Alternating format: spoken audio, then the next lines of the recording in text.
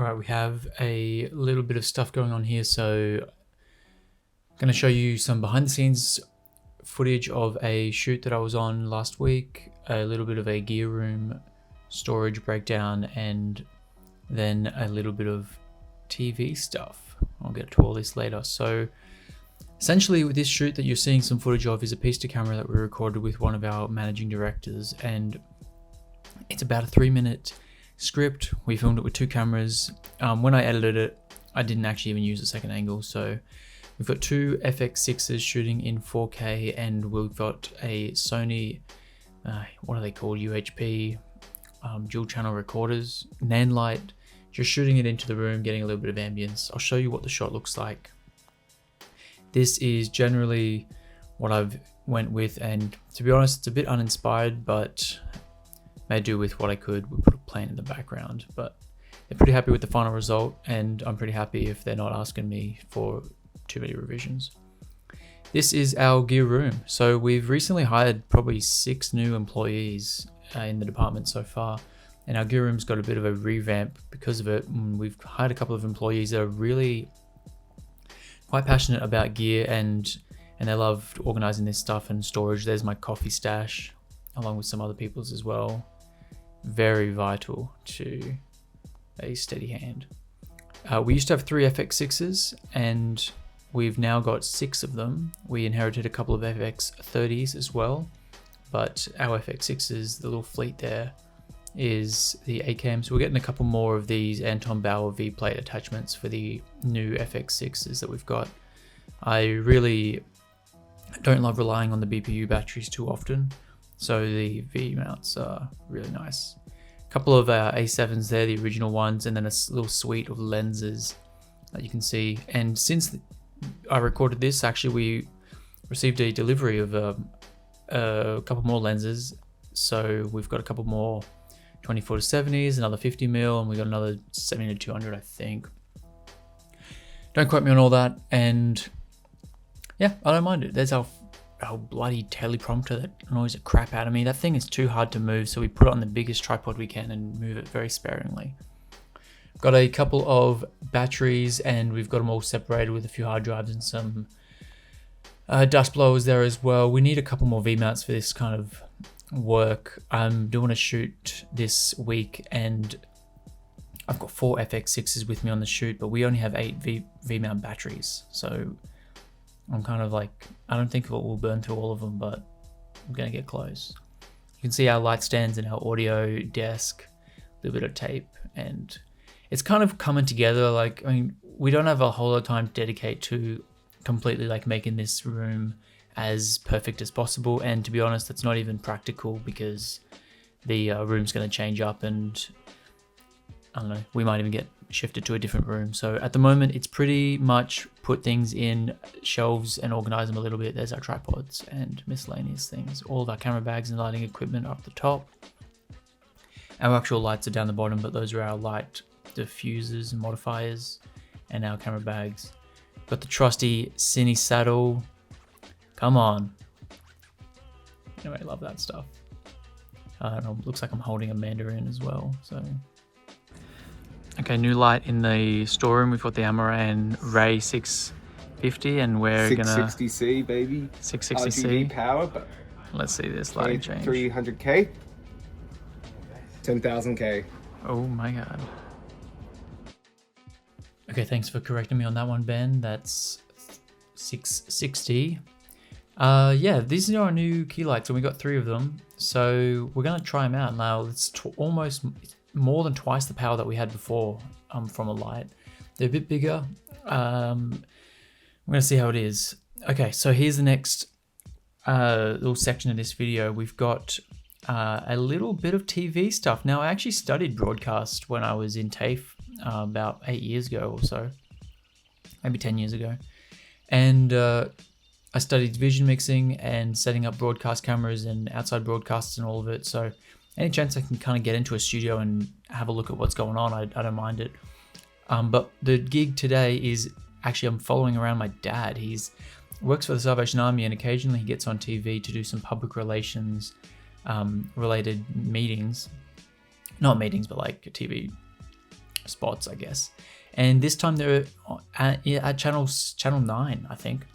And I found just a desk that they have all their like Logie awards and all this shit. And like, I don't know, they got a ton of awards, and like they've been around for a while, and there are not many people to give awards to in Australia. So they even gave this award out. Like, what are we doing without?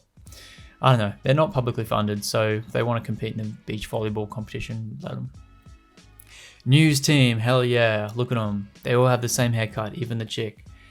Okay, this is interesting though. So I found a bunch of rolls of tape, and I looked at it and I tried to figure out what the heck it was, and I thought it said Bao Company, and I thought, oh, okay, like Vietnamese bao buns or something, I don't know. But turns out it's Bad Company. It's a Michael Jackson piece that they filmed. Now Jackson has a new biopic out in cinemas now, and it's getting good ratings and whatever. So I assume that they've pulled out this tape so that they can like get some archive footage or something. But I looked it up, and this came out in 1987. This interview with Molly Meldrum, and apparently Michael Jackson had not done one interview that whole decade. So for 7 years, he hadn't done any interviews, and he chooses out of nowhere to come and do an interview with 60 Minutes with Molly Meldrum, which is a big country music reporter, so it's kind of in his ballpark, I suppose. But a bit of a strange dude, Michael Jackson. I mean, I never was super into him myself, and I feel like the plastic surgery stuff. This interview is about the plastic surgery. I don't know, they keep bringing it up, and then his dude next to him. Anyway, I didn't watch this whole thing. I just wanted to show you a couple of things. This is the audio setup that Dad had from the PA guy or the studio runner, and I couldn't find a brand on this lapel or on the mic, but it's made him sound pretty good, and it's industry standard. So I want to find out what mic that was. You can see the two hosts of the morning weekend breakfast show. Apparently that's the B team, the weekend show, and on the far right of that desk is the journalist that's going to be interviewing Dad, and you'll see some footage of that in a second. This is their audio setup, so you can see all those just lapel mics everywhere around. I should have got a bit closer and maybe saw what mics that was, but I didn't want to really make my myself at home there. Now this kind of scared me a little bit. So I learned in TAFE how to use a lot of these cameras, and now they're all just remote control operated from a vision desk somewhere, and they move around on the floor automatically. They're on wheels, so they would have had at some point 4 camera operators in this room, and now they have just one dude behind a desk, I assume. You can see Dad's well lit, and the cameras are now right in their place. I actually think that they kind of stuffed up. Like, the camera angle on Dad looked so portrait. It should have, this camera that's closest to me here should have been moved around a little bit closer to him so that it wasn't so side on. Anyway, that's my opinion. Or it could have been the camera in the middle that was his close-up shot, but whatever it was, it made him look like he looked fine, but it was just so side on. I think I'm gonna play a little bit of audio of this later on, but it was cool being in the studio again, and the audio guys are, well, the studio guys are super quirky. They kept coming up to me saying like, "You all good?" I'm like, "Yeah, dude, I'm fine. I'm just sitting around here." But they actually wanted me to take photos, so anyway, I'll let you listen to this. So their kids can eat. Now the Salvation Army is calling for support for its Red Shield appeal, and to discuss, I'm joined by Major Bruce Harmer. Bruce, thanks so much for coming in. These statistics are quite shocking. You're on the front line. Just how bad is it for families? It's really bad. Look, our research shows that the need is great. Behind our research, the disadvantaged and marginalised right across this country are doing it tougher and tougher, and we really need to stand by them and support them as much as we can. Now this one is disturbing. 1 in 5 kids are also going without food for a whole day. This is awful. This should be happening in our country, should it? Absolutely, it shouldn't be, but the Australian public support the. Anyway, Dad does a great job on TV. He knows what he's talking about, and he's been doing it for years, so super proud of him for that. Now, after we were at the Channel 9 head office, which is over in North Sydney somewhere, we ducked into his actual office in Redfern to do some printing. And I thought this was a cool opportunity for me to walk through a place that I actually used to work. So I used to work at the territorial headquarters in Sydney for the Salvation Army, and I used to do media production for them, filming documentaries, stories, taking on photography assignments, international trips, state state trips, interstate trips, like whatever they would ask you to do.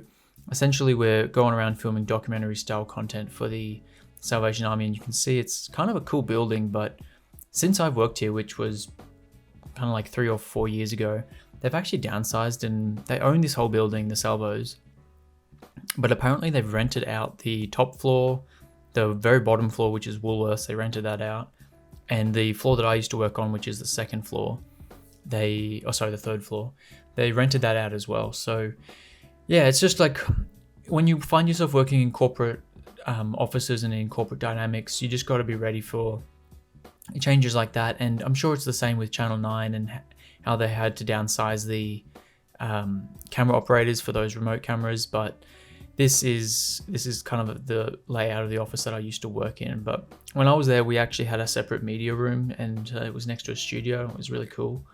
But this MacBook, or iMac, or whatever that is, this, if I had stayed with the Salvos, this would likely have been where I sat, right behind my dad working. So anyway, a bit strange, but you keep going on with your life, I suppose. Okay, so last thing that I'll leave you guys with is a little bit, I don't know who's from international like viewership on this YouTube channel. So this is an Aussie rules game that I went to. AFL. Now I grew up watching like basketball and NRL, the National Rugby League, which came from Britain. This is the Australian AFL, the Australian Football League. So apparently it used to start in Britain. Not Britain.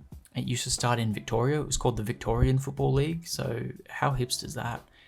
Anyway, we got free tickets from a work colleague of mine who gets free tickets to stuff like this because he lives in the area.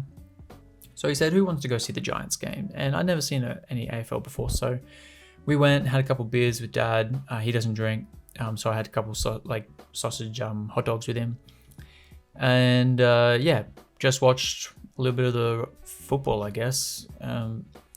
Not a huge fan of the AFL. I feel like the crowd was cool, but I don't like how the game's structured. It's kind of willy-nilly and bang, you can see he catches that. Does he get this? Does he score?